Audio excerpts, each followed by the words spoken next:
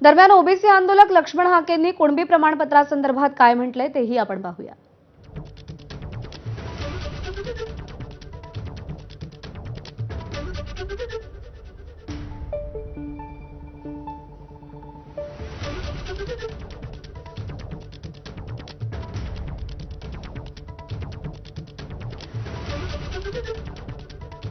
तर लक्ष्मण हाके ही आकडेवारी समोर आल्यानंतर आक्रमक झालेले आहेत।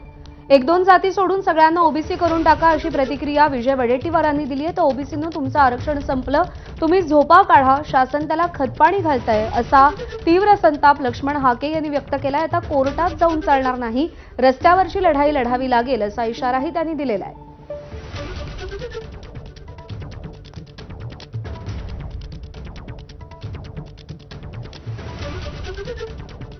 हे सगळे बनवाबनवी आहे, त्यावर मी माहिती घेतोय आणि मला वाटतं की संपूर्ण जेवढे एससी एसटी आणि मायनॉरिटी सोडून सर्वांनाच 2-3 जाती सोडून ओबीसी करून टाका, म्हणजे आरक्षण संपवण्याचा मार्ग मोकळा होईल आणि ओबीसीला या सगळ्या प्रक्रियेतून त्याचा गळा घोटून बाहेर काढता येईल।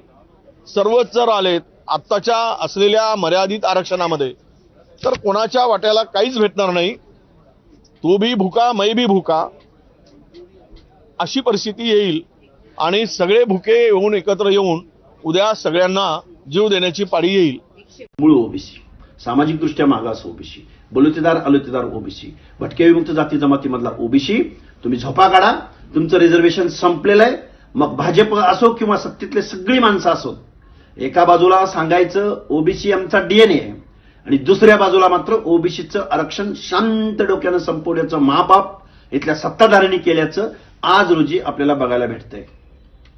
कोर्टात जाऊन फक्त चालणार नाही, न्यायालयीन दाद मागून चालणार नाही, तर महाराष्ट्रातल्या ओबीसीनी रस्त्यावर उतरल्याशिवाय पर्याय नाही। गेली 2 वर्ष झालं आम्हाला बदनाम केलं जातंय, आम्हाला शिव्या दिल्या जात आहेत, आमच्यावरती हल्ले केले जात आहेत।